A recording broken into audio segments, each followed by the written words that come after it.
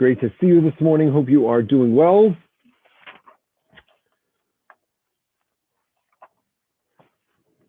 Today we meet another giant.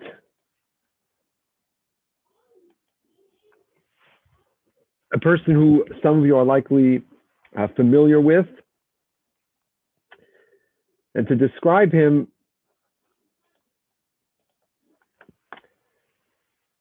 I'll share with you a quote. This quote is from a man by the name of Gershom Scholem, who some of you have heard of, right? One of the most prolific Jewish studies scholars in the area of Kabbalah in the 20th century. He said about our man today, it is as though he were saying, is it as though this man is telling us, since you do not accept the continuity of tradition and its language in their true context, take them in the transformation which they have undergone in my work. Take them from someone who stands at the crossroads and see in both directions. Stand at the crossroads and see in both directions. That is the story of our man today. And the ability of this person to what Sholem calls accept the continuity of tradition in its language, in its true context, and transform it in a new way, to take the old and synthesize it with the new. Who is the man who stands at this crossroads? Whose letter are we studying today? The great poet laureate, the great author, the great storyteller of the 20th century of the Jewish people, none other than Shmuel Yosef Agnon, or as you prefer, Chachkes, as he was known growing up in Buchach. So we begin with the letter that he sent to Ben Gurion. So let me see if I'll pull this up on the screen for you. Hang on, let me pull it up. So you'll have it.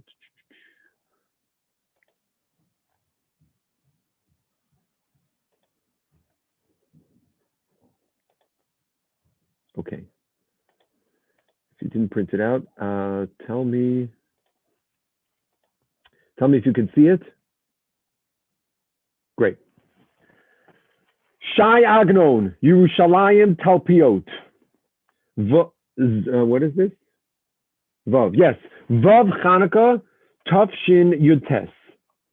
L'sar Hasarim, to the Sar Hasarim, Rosh HaMemshala, Kvod Ma'alas David Ben Gurion. Yud Sadi Vav Oz Bracha. Anvoscha Tarbeni.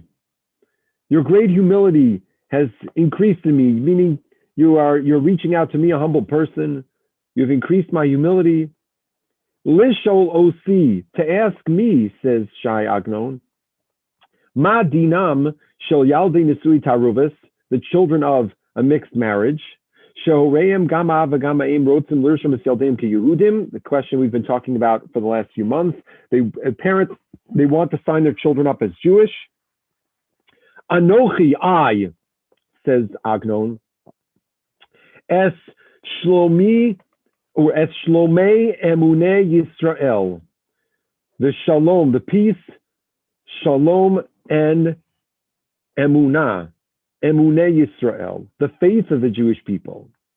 Sheshleimim, that are whole, v'ne'emonim, and are faithful LaTorah. Kafi she'pirshua Chazal, as our sages established it. V'nikv'u divreim, and their words were established. B'Shulchan Aruch, in the code of Jewish law known as the Shulchan Aruch. Ve'ein li lo lahosif al devreim, and I have nothing to add to their words, v'lo legroa mi devreim klum, and not to detract from them even a whit. V'Hashem yarba shlomcha, and God should increase your shalom.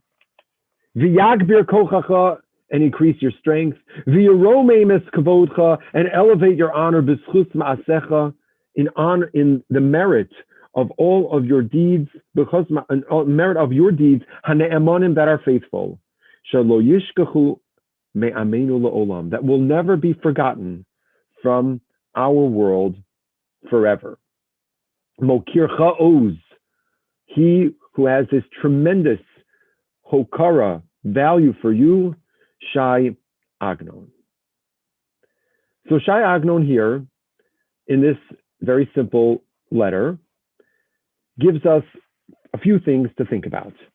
The next two paragraphs are going to give us even more to think about, but I want to stop here for a moment and note the fact that, of course, Shai Agnon is writing in Hebrew, but he's writing with a very specific Hebrew, with a very poetic Hebrew, and using modern Hebrew, which is a device which we need to take note of because of when he lived and what it meant. As was mentioned in the Gershom Shalom observation, Shai Agnon lived at a crossroads. He was born in 1888 in Buchach. He dies in 1970 in his home in Yerushalayim in Talpiot. I don't know if any of you, maybe a show of hands or a nod, any of you have ever been to the Agnon house, which is now a museum. You can go there if you are a student of books, or if you're interested in Shai Agnon. One hand, yes.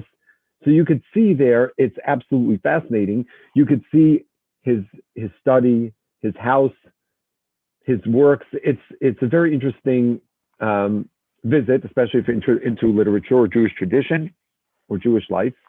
So he lived from the old world of Poland, of Galicia, through the beginnings of the Yishuv, of the land of Israel. He lived at a time when the language, which had been used for hundreds and hundreds of years, thousands of years, only in rabbinic terms, used for piyutim, it was used for davening, it was used for tshuvas, but the language of Hebrew was not used in the vernacular.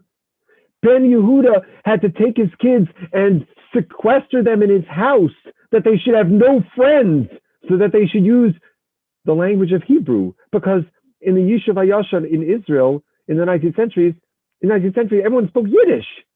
They didn't speak Hebrew. So this crossroads finds itself in this author, in this master of the Hebrew language, of the modern colloquial Hebrew language. He's writing, of course, this letter is written in the end of 1958, but he's personifying and he's using, and he's one of the first and maybe one of the most important, influential, and successful people to utilize the modern Hebrew language. But what does he do with that? How does he use the modern Hebrew language? What does he call upon in this letter? He calls upon the words of Chazal, Shlomei Emune Yisrael, the tradition. He uses modern Hebrew. He uses a device which is new, which has been reborn in the modern world of Israel. Of course, he lived before the state and after the state. He uses that to bring to the fore an entire world of tradition. Some of you have, and one of the things that in recent years I've had occasion to bring to shul with me on Yomim Noraim.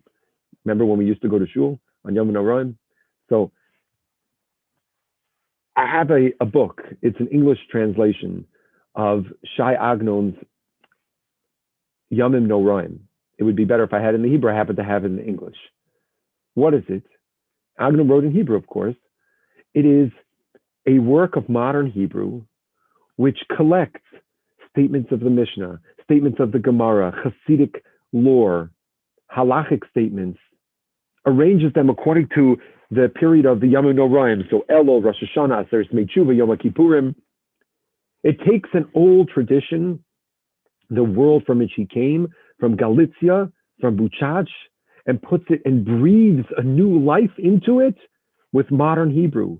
He's standing at this crossroads, and he's telling, according to Gershom Shalom, who is the literary audience that he's writing for? Not necessarily, or certainly not primarily, the religious community in Eretz Yisrael. He's writing for the new founders of the new land, the Zionists, the pioneers, the chalutzim, the secular Israelis. And he's writing for them over decades, and he's telling them, even if you're not connected to the old world in the way that I am as someone who's traditional, I want you to understand where you come from. I want you to understand your past, your Shlomei Emune Yisrael.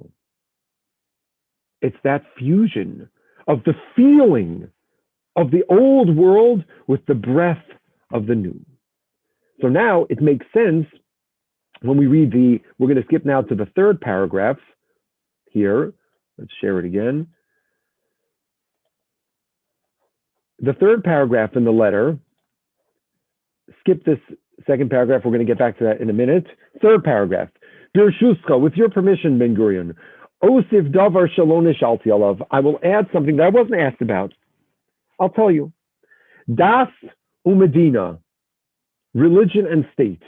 La'es ata, at this time, hein kishtei shchenos, they are like two neighbors.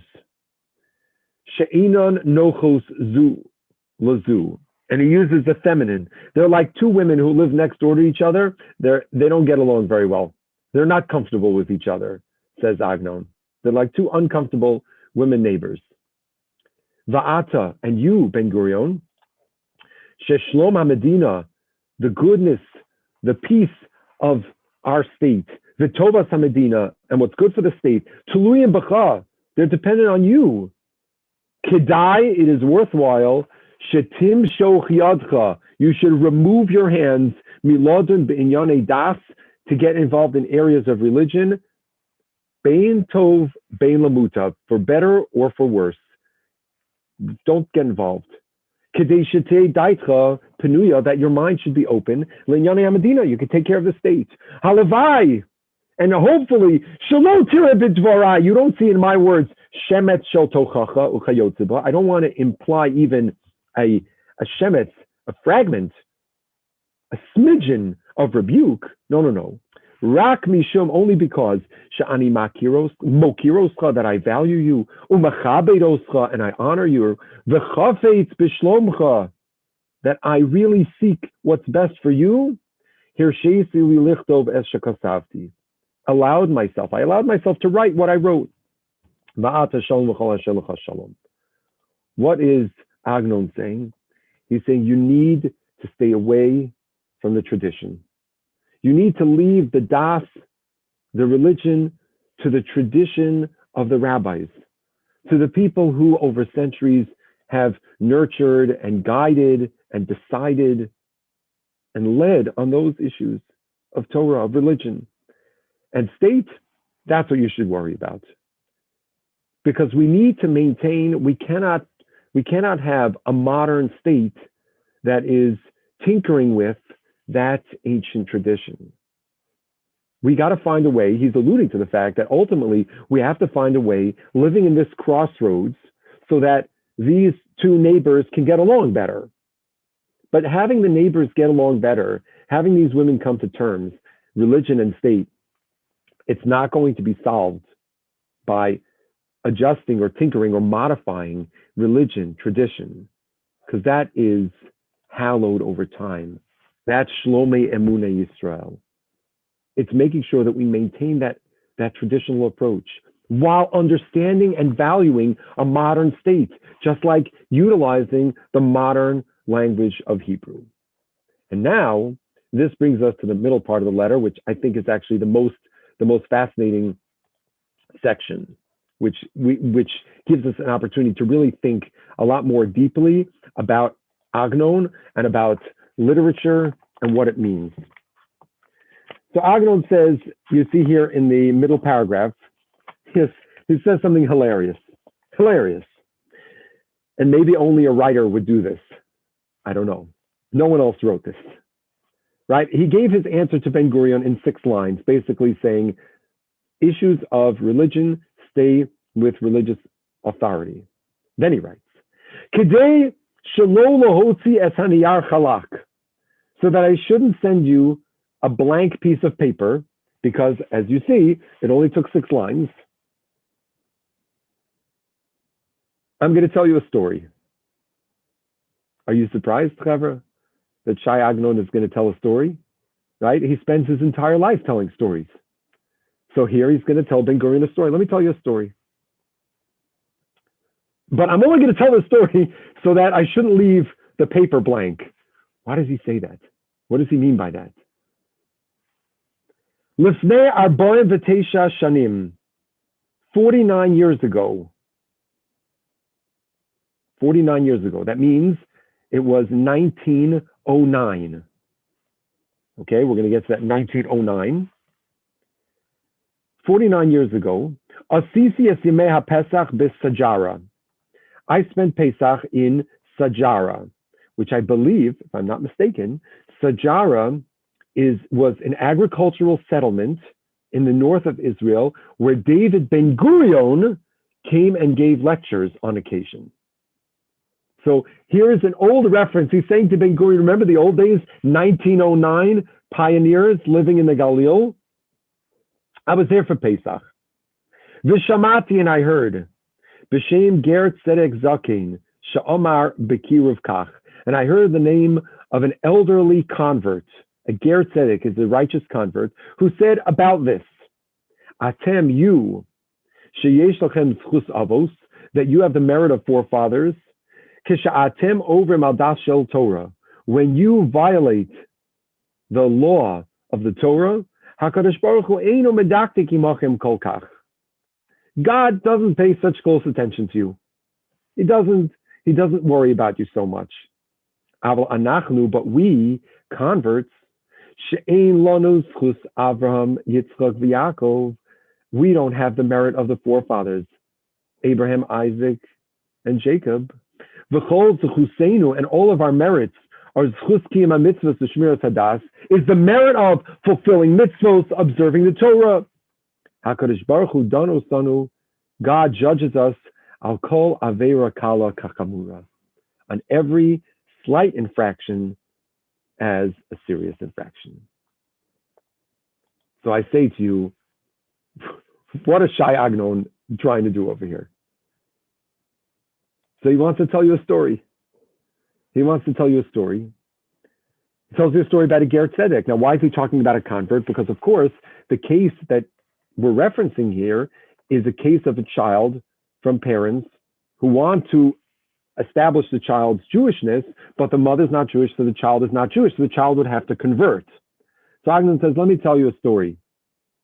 Who does he tell you the story from? A zaken, an old person. And what does he invoke? He invokes a medrash. But what does he leave? He leaves the interpretation up to you. Shai Agnon here, and I'm not an expert in anything, certainly not in Agnon, but Agnon is doing exactly what he does in other places as a writer, as a literary genius. He gives you a story, and he says, now you'll go think about this story. It's interesting, in that article, the one that I referenced before from Gershom Sholem, I sent it in the email this morning. I see now someone put in the chat that they didn't get it. It's because I checked afterwards. Their email, it bounced back to me. So we have to figure out how to get it. Maybe it was too large. That article from Gershom Sholem was from Commentary Magazine in 1967. It's fascinating and beautiful. And one of the things he talks about was how he knew Shai Agnon for over 50 years. And how Shai Agnon didn't want to interpret all of the things that he wrote because he wanted them to be subject to your interpretation as the reader of those stories. So here too, he tells Ben Gurion a story, and it almost sounds like a non sequitur. Here's the story of an old convert. Okay. Well, what is he telling Ben Gurion? Is he telling him, you have to be careful if you are going to convert these children, because what if they don't live up to the standards? Is he telling him, to leave it to tradition because they've had experience? I don't know exactly what he's telling him. And maybe your interpretation of that story would be different than mine, but that's part of what literature is about. But the literature that he calls upon, the stories that he tells, are these stories of old. It's his life story. He was born in 1888 in Buchach. Shmuel Yosef Halevi tchotchkes. We're going to get back to this in a second, in a few minutes, the Halevi as well, which he acknowledged. He's born there. He's recognized as a very talented boy. So after going to Cheder for a brief period of time, he then is studying at home, but then he's introduced to other literature and languages. And he has friends who are encouraging him to really think about what his path is going to be. Because on the one hand, in Buchach, in Galicia, in that world, in the Austro-Hungarian Empire, which is suffused with the world of Hasidus, which is part of his ancestry, but also partly Misnagdish. He comes from a shtickle mixed marriage, which was a little bit unusual in those times between Chassidim and Misnagdim. He had an upbringing that had a traditional Gemara, Medrash, learning type of understanding. So he was extremely familiar with the Hebrew language from a Torah perspective, but he was also a dreamer and a storyteller and someone who was studying as he got to become a teenager, other languages and general literature and writing stories. And he starts exploring. And this exploration leads him, by the time 1908 rolls around, I could Google it, you find online, there's a great picture of Agnon as a young man, like this dashing, thin, black hair that's kind of rippled at the front, very fancy West European type of hairstyle. He finds himself in Israel in 1908. And at this time, this boy, this Shmuel Yosef from Buchach, is no longer just Shmuel Yosef from Buchach, the Yingala. He's now he's an up-and-coming artist, although at the beginning he couldn't find work as a writer, so he planned to just work with his hands. He became a teacher, I think. I forget what it was. He's not traditional in the Orthodox practice sense. You could say he had gone off the derech, Shai Agnon.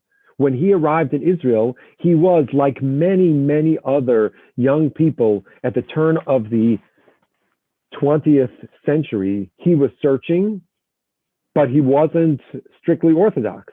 But even though he wasn't strictly Orthodox, he was so suffused with a Yiddish tom, with a Yiddish feel, with a connection to that old world.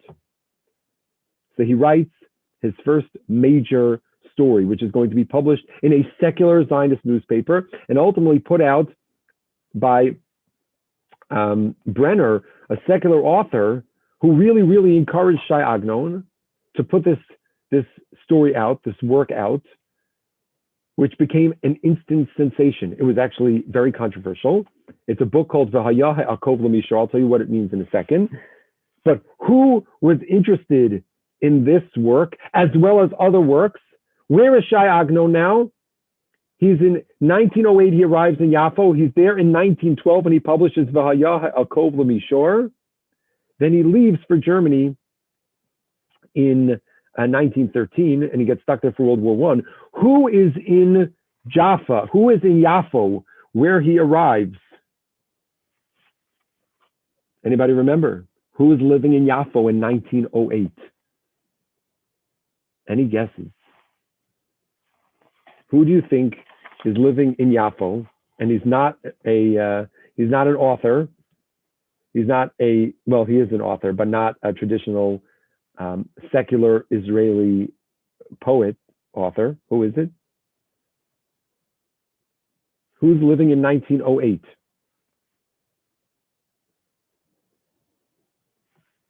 Someone put in the chat, yes! Yes! It's Rav Kook. Rav Kook is living in Yafo. He's the chief rabbi of Yafo. And who is there? None other than Shai Agnon, this dreaming poet of modern Hebrew language, who's kind of lost his way a little bit in terms of practice, but is so Yiddish heartzig. And Rav Kook encounters him. Rav Kook sends him, he says, I'd like to see all of your, one second, somebody is screen sharing. Sorry, Rav Kook says, I would like to see all of your writings. So Shai Agnon says to Rav Kook, I was planning to send you this work, V'Haya Yaakov L'Mishor. And Rav Kook says to him, that's all you were going to send me? I said, I wanted to see everything. Rav Kook, who had a love and an appreciation and a way to connect with these Jews.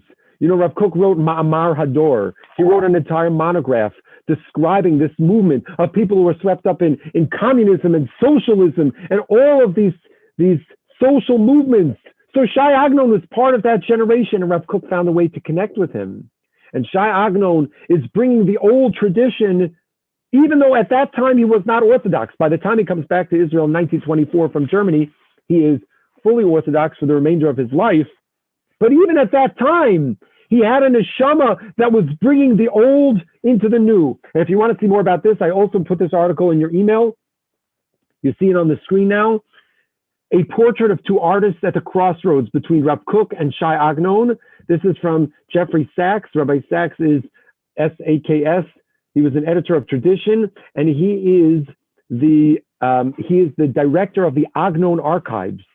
He is probably one of the most prominent scholars of Shai Agnon in the world. And he wrote this article. This article was in Tradition summer 2016 about this connection between Rav Kook and Shai Agnon. Because what is Shai Agnon doing? What does Rav Kook realize and appreciate and love and really look toward? Hayashan Yitchadesh. The old will become new. V'chadash Yitkadesh. And the new, we need to make it holy. What does Shai Agnon write in 1912? He writes a volume, which is published in small installments initially, called V'Haya Yaakov L'Mishor. The crooked will become straight. And it is an emotional, beautiful, magisterial work. The genius of it, I mean, there are many genius aspects of it. First of all, how Shai Agnon paints the picture with such simplicity, with such elegant, simple words, how the richness of the picture comes to life on the page in a few words.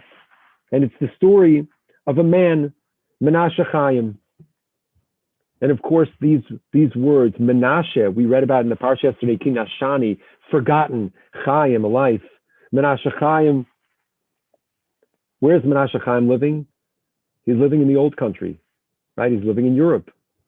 Shai Agnon is he's living in Jaffa, telling the story of Buchach, telling the story of the old world, telling the story through the eyes of halacha, the tradition, which also generated some controversy. Because what happens to Menashe Chaim? Menashe Chaim, his business collapses because of competition, and he has to go out and become a schnorrer, Molenu, an itinerant beggar. And I'm going to do the worst injustice that a person could do, and I'm asking you to be mochel me, because I'm going to spoil the end of this story. And if you want, best thing is, even better, don't listen to me. Shut off the shir right now. Go get V'Haya Yaakov L'Mishor. If you want, by the way, I could send you the whole book. Don't listen to the ending because it's going to spoil it for you. But the good news is, as it is with every good piece of literature and a good shtickle Torah, it's kedai to read it again and again. So even though I'm going to spoil the ending, don't worry, you should still read it. Because what I'm about to say is an avla to what Shai Agnon wrote. What he wrote is so magnificent. I'm just going to give you just a regalachas, just to understand what we're talking about the crossroads. So Menashe Chaim gets a special haskama. He gets a haskama from the Rav of the town.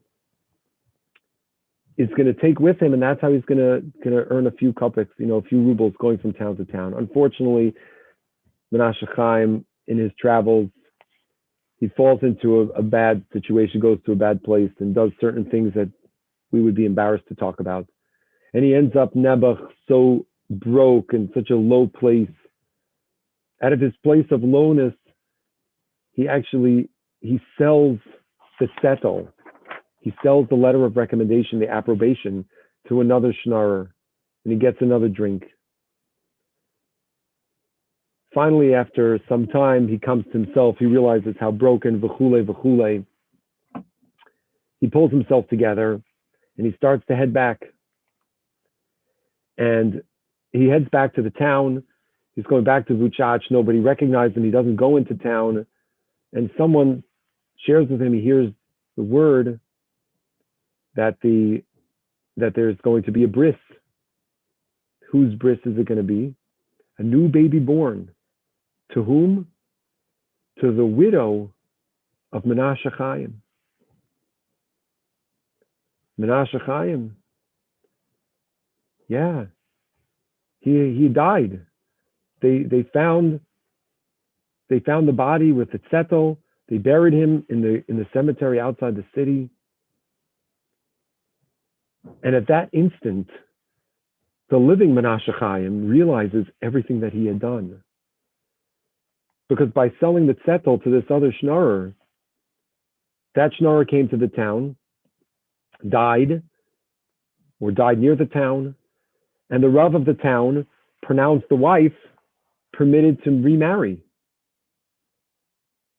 And now the wife remarried, has a child, but really Menashe Chaim is living. So he is Menashe Chaim. He's forgotten while he's still alive. If he shows up at the town and they find out that he's alive, then this wife committed adultery. Then this child who's having a bris is a mamzer. Editorial note, the second edition of this book came out with a coda from Shai Agnon explaining al pi halacha how it could be that the Rav in the story was mater this aguna. It's a lemdische explanation for a piece of literature. Because even the literature had to have a fealty to the halacha, had to have a fealty to the old world, to the tradition. Because that caused the controversy. Because they said, Shai Agnon, what's coming on? What kind of Amoritz are you? No Rav would be mater. So he goes to show how al pi halacha it could be that the Rav was mater this aguna. Menashe Chaim then goes and he sleeps in the cemetery. And that's why the word akov, what's crooked, mu'uvas, lo yuchalisko, the Mishnah says is about a mamzer. Menashe Chaim goes to fly in the cemetery. In the end, the wife, she gets some money, she puts up a matzeva. Menashe Chaim is withering away to death, living in the cemetery. He finally tells the gravedigger the truth, the whole story. And then after he dies, the gravedigger, the cemetery worker, reinterrs Menashe Chaim, the real Menashe Chaim, under his matzeva. And as Glenn put in the chat, spoiler alert, that is correct. I told you before. So Menashe Chaim, at the end of the day, is buried in a grave that has his marker. So when you say v'hayaha ekov l'mishor, the crooked is going to be fixed. What does Agnon want us to understand from that? Is this child fixed as a mamzer? This child actually, I think, has a grandson in a later work, in a later book from Agnon that comes back. Because some of the characters in Agnon's work weave in and out through his lifetime. But what is Agnon doing with the story, and what caused Rav Kook to be so excited? Rav Kook apparently said to him about his works, he says, in Yoredea, there's a concept called bittul b'shishim. If you have less than 1/60th of treif that falls into a pot of cholent, the cholent is kosher. So apparently he said to Agnon, Agnonala, Shayala, your writings, your literature, it's beautiful, it's wonderful. Maybe there's a little treif in there. It's bittul b'shishim. It's bittul b'shishim. What you're doing is true Jewish literature. What is he doing? He's fusing the past, the old, the tradition, with a new modern language, with a new vehicle, with Hebrew language. And so now we come to the last point, to the words of Agnon himself. Where did Agnon deliver these words? It's mamish amazing. I will show you on the screen now, because we can use the technology. I'll show you the video. I'm going to share it. Tell me if you could see it. Hold on.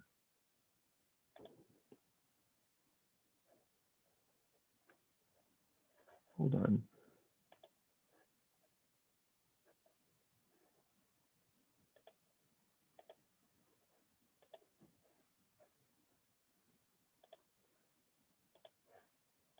Can you see it on the screen?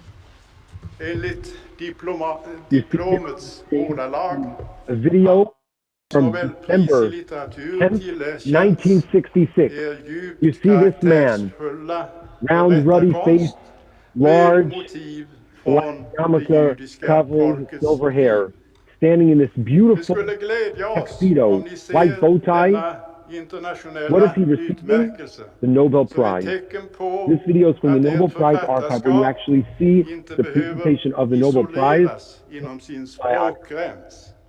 Att det Okay, visar you sig can ha check makt. it out more later. So Shai Agnon spoke at this presentation. He gave remarks, his what they call the banquet speech. So I'm going to share this with you because so much of what he said is in truth a fulfillment of exactly what we've been talking about, of the ability to synthesize and bring that old tradition into the new world.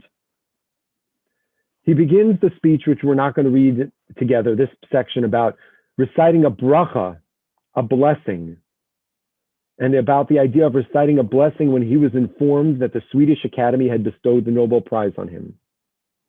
Then he quotes a Gemara in, I hope you can see it here. He quotes the Gemara in Masechah Sanhedrin. This is to the entire Nobel community. He's quoting Gemara in Sanhedrin, that the men of Jerusalem, the men of discrimination, Anshe Yerushalayim, the Akira Yerushalayim, they didn't sit to dine with anyone unless they knew who they were. So he says, let me tell you about myself. So where does Shai Agnon go to tell you about himself? Who are you inviting to your table? You know what he says? He says the following. Where does he start? As a result of the historic catastrophe in which Titus of Rome destroyed Jerusalem and Israel was exiled from its land, I was born in one of the cities of the exile. Where does Agnon tell his story from? From history, from the destiny of the Jewish people, from our shared experience in exile. But I always refer to myself. What does Agnon say? He says, I always viewed myself as from Jerusalem. Of course, Agnon is going to come back and live there in 1924. I regarded myself as one who was born in Jerusalem. In a dream, in a vision of the night, I saw myself standing with my brother Levites in the Holy Temple, singing with them the songs of David, King of Israel, melodies such as no ear has heard since the day our city was destroyed and its people went into exile. You hear this? That's where he comes from. Last piece of the paragraph. To console me for having prevented me from singing with my mouth, they enable me to compose songs and writings. I belong to the tribe of Levi. My forebears and I are the minstrels that were in the temple. And there is a tradition in my father's family that we are in the lineage of the prophet Samuel, whose name I bear. I was 5 years old when I wrote my first song. And he writes about his father singing for his fathers. And then next paragraph, singing for his father. The fate of the singers who, like my songs, went up in flame was also the fate of the books which I later wrote. He had a fire in Germany in 1924. Among the books that were burned was a large novel of some 700 pages, the first part of which the publisher had announced he was about to bring out. Together with this novel called Eternal Life, was burned everything I had written since the day I had gone into exile from the land of Israel, including a book I had written with Martin Buber, as well as 4,000 Hebrew books, most of which had come down to me from my forebears, and some of which I bought with money set aside for my daily bread. I said, since the day I had gone from the land of Israel, but I have not yet related that I had dwelt in the land of Israel. Of this I will now speak. So he says, yes, I spent time in Germany when I was creative and I was connected there, but now I come to Israel. Now let's talk about the present. At the age of 19 and a half, I went to the land of Israel to till its soil and live by the labor of my hands. As I did not find work, I sought my livelihood elsewhere. I was appointed secretary of the Chovevei Tzion Society and secretary of the Palestine Council, which was a kind of parliament in the making. And I was also the first secretary of the voluntary Jewish magistrates' courts. Through these offices, it was my privilege to get to know almost every Jewish person. And those whom I did not come to know through these offices, I came to know through love and a desire to know my brethren, the members of my people. It is almost certain, listen what he writes, this is incredible. It is almost certain that in those years, there was not a man, a woman, or infant in the land of Israel whom I did not know. So he comes back to Israel. By virtue of Jerusalem, that I have written all that God has put into my heart and to my pen. I have also written a book about the giving of the Torah, and a book on the days of awe, that's what we mentioned at the beginning, and a book on the books of Israel that have been written since the day the Torah was given to Israel. Since my return to the land of Israel, I have left it twice, once in connection with the printing of my books by the late Zalman Schaken, and once I traveled to Norway, Sweden, and Norway.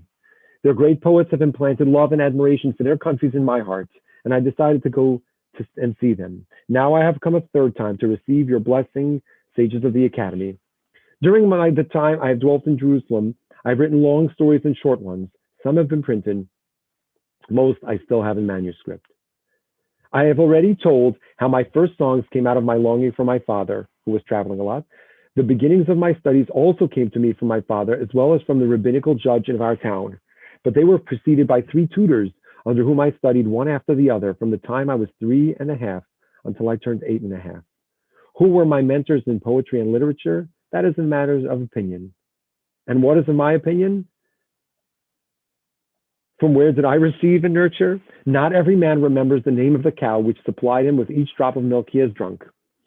But in order not to leave you totally in the dark, I will clarify from whom I received whatever I have received. So now he's going to tell us the recipe of fusing that old tradition with the new and the modern world. And with this, we'll conclude today. First and foremost, there are the sacred scriptures from which I learned how to combine letters. Then there are the Mishnah and the Talmud and the Midrashim and Rashi's commentary on the Torah. He's talking to the Nobel Society, remember. He's talking about Rashi. After these come the poskim, the later explicators of Talmudic law, and our sacred poets and the medieval sages, led by our masters, Moshe ben Maimon, known as Maimonides. When I began to combine all the letters other than Hebrew, I read every book in German that came my way, and from these I certainly received according to the nature of my soul. As time is short, I shall not compile a bibliography or mention any names. Why then did I list the Jewish books? Because it is they that gave me my foundations.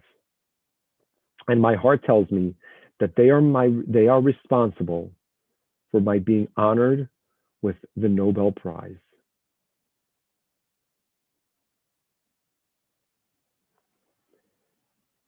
Why is he getting the Nobel Prize, says Shai Agnon? Because of the tradition, because of the Torah, because that's what is really at his heart. He concludes then by also recognizing all people who he's met who have influenced him, this common man, Jews and non-Jews, creatures, animals, thanking everyone for everything that has contributed. It's incredible.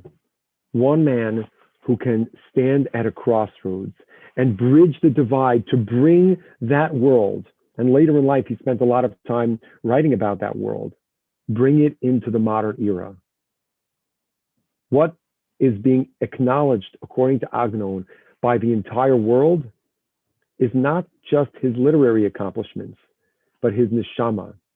Now, there are some people who think that to be accepted in the world, that's the end all and be all, but we want to be a light among the nations. So some people think to do that, you have to mimic or assimilate into the nations. Agnon says, no. You know what's going to make us recognized and beautiful in the eyes of the nations? Is being proud of our tradition and being able to bring that, the essential Jewish story. The words, like he says to these people, these Goyim Gemurim, he tells them about Rashi and the Rambam and the Medrash. That tradition, that old, is what we have to be proud of. And the ability to bring that into the modern context is the genius, the literary genius, and the model of our hero, our protagonist of this morning's limud, and something that we can think about in our own lives. How can we bring and nurture that yashan, that tradition, how much learning we're doing individually, and how we bring that into our lives, that people on the outside, like the Nobel Society, will recognize, wow, what a Yid, what a person of tradition. How can we do that? To follow in this model of Shmuel Yosef Halevi Chachkas, as Rav Kook said to him, Mr. Chachkas, or the man that we call Shai Agnon.